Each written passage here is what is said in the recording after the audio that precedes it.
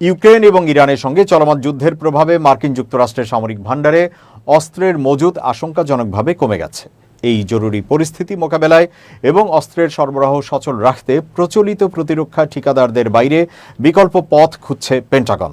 এরই অংশ হিসেবে ফোর্ড ও জেনারেল মোটরসের মতো বৃহৎ গাড়ি নির্মাতা প্রতিষ্ঠানগুলোকে অস্ত্র উৎপাদনের আহ্বান জানিয়েছে যুক্তরাষ্ট্রের প্রতিরক্ষা দপ্তর। দ্য ওয়াল স্ট্রিট জার্নালের এক প্রতিবেদন অনুযায়ী ইরান ও ইউক্রেন যুদ্ধের কারণে মার্কিন সামরিক ভাণ্ডারে যে শূন্যতা তৈরি হয়েছে তা দ্রুত পূরণ করতেই এই পদক্ষেপ নেওয়া হয়েছে। মূলত প্রচলিত প্রতিরক্ষা সরঞ্জাম সরবরাহকারী প্রতিষ্ঠানগুলো ক্রমবর্ধমান বৈশ্বিক চাহিদা মেটাতে হিমশিম খাওয়ায় মার্কিন কর্মকর্তারা এখন অটোমোবাইল শিল্পের মতো বিশাল উৎপাদন সক্ষমতা সম্পন্ন খাতের দিকে নজর দিচ্ছেন। সংশ্লিষ্ট সূত্রগুলো জানিয়েছে, গত ফেব্রুয়ারির শেষ দিকে ইরানের সঙ্গে যুদ্ধ শুরু হওয়ার আগে থেকেই এই আলোচনা শুরু হয়েছিল, যা বর্তমানে প্রাথমিক পর্যায়ে রয়েছে।